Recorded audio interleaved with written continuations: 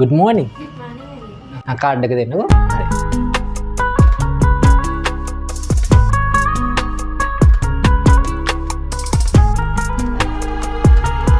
හරි.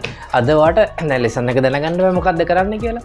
අද අපි කරන්නේ කියන්නේ මැනුවල් ගියර් පද්ධතිය තියෙන වාහනේ ගියර් පද්ධතිය තියෙන ඇයි කියලා දැනගන්න එපා අපි. ඒ කියන්නේ අපි ගත්තොත් එහෙම අභ්‍යන්තර කාර්යය මොකද්ද කියන එක දැනගන්න එපා. ඕක මම උගන්වන්නේ ඔයාලට ස්ටෙප්ස් විදිහට. හරිද? අද කරන්නේ සරලම දේ. එතකොට මම අන්තිම වෙනකොට මම ඔයාලට රෙකමන්ඩ් කරනවා ඔයාට ජිය එකක් දානකොට ඔයාට චිත්ත රූප මැවෙන්න මම උගන්වනවා. පැහැදිලිද? හරි. අද දැන් ඔයාට එහෙනම් මම කරන්නේ මොකද්ද? ජිය පද්ධතියේ කියන්නේ අභ්‍යන්තර වෙන කාර්යය මොකද්ද? මේ එතකොට GS change එක කියන්නේ මොකද්ද? අපි GS change කරගන්න ඕනේ මොනවද? සැලකිලිමත් වෙන්න ඕනේ කාරණා ඔය පිළිබඳව අපි අද කතා කරමු. හරිනේ? අපි එහෙනම් වාහනයට යන් වාහනයට ගිහලා කතා කරමු. හරි?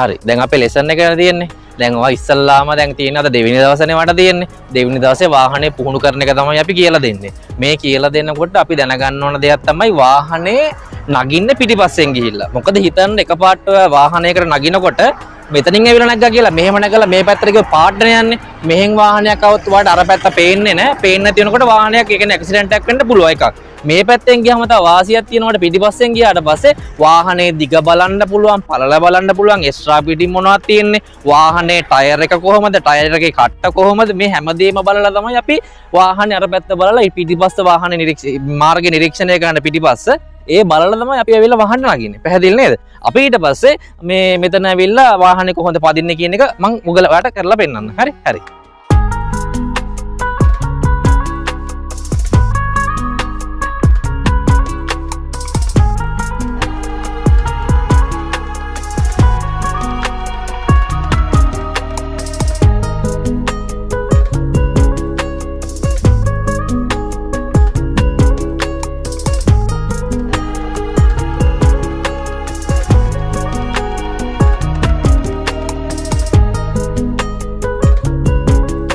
නංගි දැන් ඔය නැග්ගන ක්‍රමවේදයකට වාහනේ ඔය නගින ක්‍රමවේදය වැරදි. හරිද? එතකොට වැරදි දෙකක් කරා. එකක් තමයි මේ ස්ටියරින් එක බදාගෙන අමාරුවෙන් වගේ අපි නගින්නේ. මෙතන හැන්ඩල් එකක් තියෙනවා. මේ හැන්ඩල් එක අල්ලලා තමයි අපි වාහනේ නගින්නේ. ඊළඟ කාරණාව තමයි නංගි අපි වාහනයක් පුහුණු වෙනකොට වාහනයක් ඩ්‍රයිව් කරනකොට සෙරප්පු ගලවන්න ඕනේ. අපි ඔය දෙක හදාගෙන ආයේ පළවෙනි දවසේම අපි හරියට කරමු. හරිද? හරි එහෙනම් ආයෙ පාර හරියට කරන්නකෝ බලන්න.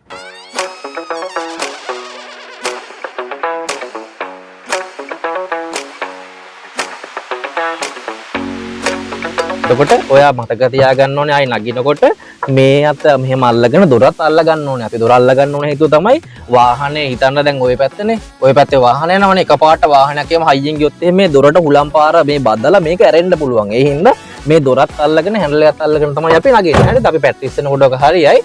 අපි දැන් යමු එහෙනම් ලෙසන් එකට. අද දවසේ ඔයාගේ ලෙසන් එක වෙන්නේ මේ ගියර් අපි එක දවසක් වට කරා මතකයිනේ ගියර් කොහොමද දාන විදිය කරානේ. දැන් අද දවසේ තමයි අපි කරන්නේ මේ GS පද්ධතිය අභ්‍යන්තරව මොනවද වෙන්නේ? ඒ කියන්නේ ඔයා G එකක් දානකොට මොකක් හරි දෙන්න මොකක් හරි රීසන් එකක් තියෙනවනේ. ආන්න ඒවා මොනවද කියන පිළිබඳව තමයි අද කතා කරන්න හදන්නේ. මම අද ලෙසන් එක වෙන්නේ මේ වාහනයකට ඇයි ඇත්තටම G පද්ධතියක් තියෙන්නේ මොකද්ද කියන කාර්යය දැනගන්න එපා. ඒ වගේම මේ G සිලෙක්ට් කරන හැටි මම කියලා දීලා තියෙනවා. ඒ වගේම දැන් දැනගන්න ඕනේ මේ G අපි චේන්ජ් වෙන්න මොන වගේ අවස්ථාවලද අපි චේන්ජ් වෙන්න ඕනේ. ඇත්තටම අපි මේ චේන්ජ් කරනවා කියන්නේ ඒකට බලපාන හේතු සාධක මොකද්ද? ඒ වගේ දේවල් තමයි අද දවසේ මම කතා කරන්නේ මේ පාඩමෙන්. අපි යමු එහෙනම් පාඩමට. මේකෙදි දැනගන්න ඕනේ නංගි දැන් අපි එක දෙයක් තියෙනවා දැනගන්න ඕනේ කාරණාවක් තියෙනවා. ඇයි නිෂ්පාදකයා මේ ජියර් පද්ධතියක් මේ වාහනේ තියෙන්නේ? දැන් අපි ගොඩාක් වෙලාට හිතනවා මේ ජියර් දැම්මාම හරි කියලා. එහෙම හරියන්නේ නැහනේ. ඒ කියන්නේ අපි දැනගන්න ඕනේ අපි දැන් නහයක් තියෙනවනම් මේ නහයෙන් මොකද්ද කරන්නේ අපි? අපි හුස්ම කියන්නේ හුස්ම අදිනවා අධිකරණය කරන්නේ. එතකොට ආශ්වාස ප්‍රාශ්වාස කරනවා නහයෙන්. ඒ වගේම තමයි මේ ජියර් තියෙනවනම් මේ ජියර් දාන්නේ ඇයි? නිෂ්පාදකයා මේ වගේ මේ එකක් දීලා තින්නේ ඇයි කියන එක අපි දැනගන්න ඕනේ. ඒකෙදි අපි කතා කරන දේ තමයි පළවෙනි කාරණාව තමයි වාහනයක ජියර් පද්ධතියක් වෙන්නේ මොකද්ද? දැනගන්න එපා නේද? එතකොට වාහනේ ගියර් පද්ධතියේ වෙන දේ තමයි එකක් තමයි මෙන්න මේ විදිහට නියුට්‍රල් අවස්ථාවේ තියාගන්න උපකාරී වෙන්නේ මොකද්ද? මේ ගියර් පද්ධතිය. පැහැදිලිද? ඒ වගේම වාහනේ ඉස්සරහට යන්න අවශ්‍ය වෙන්නේ මොකද්ද? GS අවශ්‍ය වෙනවා. වාහනේ පිටිපස්සට යන්න අවශ්‍ය වෙන්නේ මොකද්ද? G අවශ්‍ය වෙනවා. ඒ විතරක් නෙමෙයි වැදගත්ම කාරණාව තමයි මේ ගියර් පද්ධතියේ වෙන කාර්යය තමයි වේගය සහ බලය අතර අනුපාතයක් හදනවා කියන. මොකද්ද කරන්නේ? වේගය සහ බලය අතර අනුපාතයක් හදනවා කියලා කියනවා. එතකොට මේ ගැන කතා කරනකොට අනුපාතය කියන එක නිෂ්පාදකයා ගියර් වීල් හදනකොට එයා ඒ දේ කරලා තියෙන්නේ. අපි මේක ප්‍රැක්ටිකලි කොහොමද මේක පාවිච්චි කරගන්නේ කියන එක තමයි දැනගන්න ඕනේ. ඒක අපිට අවශ්‍ය වෙන්නේ කොහොමද කියන එක. එහෙනම් දැන් මතක තියාගන්න වාහනයක් පදින කෙනෙක්ට අවශ්‍ය මූලිකම සාධක දෙකක් තියෙනවා වාහන ඉස්සරහට ගෙනියන්න. එකක් බලය, අනික මොකද්ද? වේගය. මොකක්ද එකක්?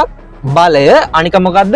වේගය. එහෙනම් දැන් අපි කතා කරමු මොකද්ද මේ බලය සහ වේගය අතර අනුපාතය කියන්නේ කියන එක. දැන් ඔයාලා දන්නවා වාහන ඉස්සරහට යන්න පුළුවන්, පස්සට යන්න පුළුවන්, නියුට්‍රල් කරන්න පුළුවන්. ඒ වගේම මොකද්ද?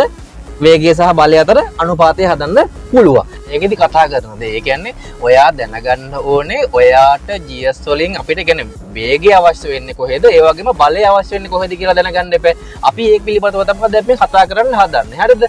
එතකොට ප්‍රධාන වශයෙන්ම අපි දැන් ගියර් පද්ධතියෙන් කරන්නේ මොකද්ද? වේගය සහ බලය අතර අනුපාතයක් හදන එක. හරි. දැන් ඔයාලට ප්‍රශ්නයක් තියෙනවා ගෝනේ. දැන් මට ප්‍රශ්න කියන්නකෝ. අයියයි එතකොට ආරම්භයේදී පළවෙනි ගියර් එක දාන්නේ හරි. හොඳ ප්‍රශ්නයක්. ආරම්භයේදී පළවෙනි ගියර් එක දාන්නේ මොකද? හේතුව නම් මේකයි. අපි ආරම්භයේදී පළවෙනි ගියර් එක දාන එක තමයි මේ වාහනේ නතර කරලා තියෙනකොට මේ වාහනේ බර සම්පූර්ණ බර හොඳින් පොළවට ඝර්ෂණය වෙනවා. එහෙනම් හොඳින් පොළොවට තෙරපනවා කියනවා. මේ බර අපිට ඉස්සරහට ඇදලා යන්න අවශ්‍ය වෙන්නේ ගියර් පද්ධතියේ තියෙන වැඩිම බලයක් සහිත ගියර් එක. වැඩිම බලය සහිත ගියර් එක මොකක්ද එහෙනම්? පළවෙනි ගියර් එක. පැහැදිලිද? එහෙනම් ඒ කියන්නේ මේ බර ඇදලා යන්න ඉන්න වැඩ කවුද? පළවෙනි ගියර් එක. පැහැදිලි නේද? එතකොට දැන් අපි හිතමු තර්ඩ් එකේ හරි අපි සෙකන්ඩ් එකේ හරි ඔය ෆෝර්ත් එකේ හරි මොන ගියර් එකක හරි ආරම්භය ගත්තොත් වෙන්නේ වාහන එන්ජින් එකත් එක්කම සම්පූර්ණ මොනවා වෙනවද? නතර වෙනවා. ඒ කියන්නේ එන්ජිමත් එක්ක සම්පූර්ණ වාහන නතර වෙනවා. මොකද මේ ගියර් එකට මෙයාව ඇදලා යන්න බෑ. එහෙනම් දැන් අපි මතක තියාගන්න වැඩිම පවර් එකක් තියෙන වැඩිම ජවයක් තියෙන ගියර් එක විදිහට අපි හඳුන්වන්නේ කීවෙනි ගියර් එකද? පළවෙනි ගියර් එක. එහෙනම් පළවෙනි ගියර් එක දාලා ඔයා ඉස්සරහට යනවා. දැන් යන ගමන් අපි දැනගන්න ඕන දේ තමයි පළවෙනි ගියර් එකේදී බලය කියන දේ වැඩි, වේගය කියන දේ ගොඩක් අඩුයි. පැහැදිලිද? මම ඒක ඔයගලට වෙනම් පාඩමක් දාලා කියලා දෙනවා.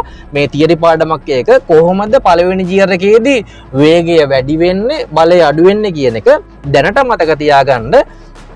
පළවෙනි ගියර් එකේ එහෙනම් ආරම්භයක් කරන් යනවා කියන්න පුළුවන්. හැබැයි වාහනේ වේගය අඩුයි. අපි එහෙනම් වේගය වැඩි කරගන්න අපි කීවෙනි ගියර් එකට දාගන්න ඕනද? ගියර් පද්ධතිය ආධාරයෙන් දෙවෙනි ගියර් එකට දාන්න ඕනේ. දෙවෙනි ගියර් එකෙත් වේගය මදි වෙනකොට කීවෙනි ගියර් එකට දාන්න ඕනද? තුන්වෙනි ගියර් එකට දාන්න ඕනේ. එහෙනම් 1 2 3 4 5 GS අපි වැඩි කරන්නේ මොනවා සඳහාද? වේගය සඳහා. හරිද? එතකොට වේගය සඳහා තියෙනකොට අපි කියනවා GS ස්පීඩ් එක හදා ගන්න ඕනේ. ගොඩක් දේවල් මේ ප්‍රැක්ටිකල් දේවල් තියෙනවා මේ කතා කරන්න. එහෙනම් දැන්ට මතක තියාගන්න එහෙනම් GS වැඩි කරනවා කියන්නේ මොකද්ද? වේගය වැඩි කරනවා කියන එක. දැන් නිකන් හිතන්න ඔයාට මම පොඩි උදාහරණයක් දෙන්නම්. ඔයා තුන්වෙනි ගියර් එක ගන්නකො ගොඩක් ලොකු ගියර් ගන්න එපා. තුන්වෙනි ගියර් එකේ දැන් ඔයා සාමාන්‍ය ස්පීඩ් එකකින් යනවා. යනකොට දැන් ඉස්සරහා හිතන්න ඔන්න මේ පාරේ ලොකු වලක් තියෙනවා. පැහැදිලිද? ඒ වලට දැන් ඔයා කිට්ටු කරනවා. කිට්ටු කරනකොට යන ස්පීඩ් එකේම ඩෝල් ගාලා ඔක කඩාගෙන යන්න පුළුවන්ද? බෑනේ. ඒ වෙනකොට මොකද කරන්න ඕනේ? ඔයා වාහනේ වේගය අඩු කරගන්න ඕනේ. පැහැදිලිද? වේගය අඩු කරගන්නකොට මේ මොකද කරන්න ඕනේ? වැඩි බලයක් සහිත ගියර් එකකට දාගන්න වෙනවා. අපි දන්නා 1 2 3 4 5 GS වැඩි කරනවා කියලා කියන්නේ මොකද්ද? වේගය වැඩි වෙනවා. හැබැයි බලය අඩු වෙනවා. එහෙනම් වාහනේ ස්පීඩ් යන්න යන්න හොඳට මතක තියාගන්න ඕන කාරණාවක් තමයි මේ ටයර් එකයි පොළොවයි අතර තියෙන ඝර්ෂණය ගොඩක් අඩුයි. ස්පීඩ් යන්න යන්න. ඒකට මම හේතු රීසන්ස් පස්සේ කියන්නම්. දැන්ට මතක තියාගන්න වැඩි. හැබැයි වාහනේ ස්ලෝ වෙන්න මොකද වෙන්නේ? මේ පොළොවට තියෙන ඝර්ෂණය මොකද වෙන්නේ? වැඩි වෙනවා. දැන් හිතන්නවා තර්ඩ් එක කියන අපේ උදාහරණය මේ වලක් තියෙන එකනේ. දැන් අපි ගිහිල්ලා ඉවර වෙලා ඔයා වාහනේ බ්‍රේක් ඇප්ලයි කරලා වාහනේ ස්ලෝ කරනවා. ස්ලෝ කරනකොට මේ පොළොවට තියෙන ඝර්ෂණය මොකද වෙන්නේ? වැඩි වෙනවා. තේරුණානේ? ඒ වැඩි වෙනකොට අපි මොකද කරන්න ඕනේ? වැඩිපුර බලයක් සහිත ගියර් එකක් තෝරගන්න වෙනවා. එහෙනම් තර්ඩ් එකට පස්සේ බලය වැඩි ගියර් එකක් විදිහට අපි හඳුන්වන්නේ කොයි එකද? දෙවෙනි ගියර් එක. ඊට පස්සේ දෙවෙනි එකෙන් පස්සේ අපි දෙවෙනි එකෙත් යන්න බෑ වගේ වේගය වැඩි වගේ කියලා හිතනවා නැත්නම් වාහනේ වයිබ්‍රේට් වෙන වාහනේ මේක දෙදරලා නතර වෙන්න වගේ කියලා හිතනවා නම් අපි කීවෙනි ගියර් එකට දාන්න ඕනද? පළවෙනි ගියර් එකට දාන්න ඕන. අන්න එහෙම තමයි අපි කරන්නේ. මේකෙදි මම අද ඔයාට කරන්නේ ඕගලන්ට උගන්වන්නේ මේකනේ බේසික්ම ටිකක් කරන්නේ. මේකේ අපි ගත්තට පස්සේ මට මේක ස්ටෙප් 4කට කඩනවා මම ට්‍රේනින් එකේදී. ස්ටෙප් 4කට කඩලා තමයි ට්‍රේනින් කරන්නේ. ඒ කියන්නේ එකපාරම ඔයාට දුවන්න දෙන්න බෑ. ඔයා බඩ ගන්න කාලේ ඔයා බඩ ගන්න ඕනේ, දන ගන්න කාලේ දන ගන්න ඕනේ, ඇවිදින්න කාලේ ඇවිදින්න ඕනේ, දුවන කාලේ දුවන්න ඕනේ. දැන් ඔයාට මම දුවන්න නෙමෙයි උගන්වන්නේ මොකද්ද? බඩ ගන්න. ඔයා අද දවසේදී එහෙනම් තේරුම් ගත්ත දේ තමයි ගියර් පද්ධතිය අභ්‍යන්තරව මොකද්ද වෙන්නේ? වේගය සහ බලය අතර අනුපාතයක් හදනවා. පැහැදිලිනේ? එතකොට එහෙනම් අපිට දැන් මට කියන්න එහෙනම් ඇයි පළවෙනි ගියර් එක අවශ්‍ය වෙන්නේ ආරම්භයකදී? වාහනේ නතර කරලා තියෙන්නේ මේ නතර කරලා තියෙන මේ වාහනේ නතර කරලා තියෙනකොට මේ වාහනේ තියෙන සම්පූර්ණ බර මේ පොල්ලොට හොඳින් තෙරපලා මේ ඝර්ෂණය වෙලා තියෙනකොට මෙයාව ඉස්සරහට ඇදලා යන්න අපිට අවශ්‍ය වෙන්නේ කවුද? පවර්ෆුල් ගියර් එක. පවර්ෆුල් ගියර් එක මොකද්ද? පළවෙනි ගියර් එක. පළවෙනි ගියර් එකේදී එහෙනම් මේ බලය උපරිම වැඩි හැබැයි වේගය අඩුයි. අපි ඔහොම යන ගමන් අපි සෙකන්ඩ් ගියර් එකේ ස්පීඩ් හදාගන්න මම පස්සේ කියන්නම්. අපි සෙකන්ඩ් එකට දාන හේතුව මොකද්ද? ගියර් එක ආධාරයෙන් වේගය වැඩි කරගන්න. තර්ඩ් එක දාන හේතුව මොකද්ද? ගියර් එක ආධාරයෙන් වේගය වැඩි කරන්න. එතකොට 4 5 ගියර්ස් දාන්නේ මොකද්ද? වේගය ආධාරයෙන්, ඒ කියන්නේ වේගය ගියර් එක ආධාරයෙන් වේගය වැඩි කරගන්න. එහෙනම් ගියර්ස් අඩු කරන්නේ අර වේගය අඩු වෙනකොට පොළොවට තියෙන ඝර්ෂණය වැඩි වෙනවා. මේ ඝර්ෂණයත් එක්ක මොකද අපි කරන්න ඕනේ?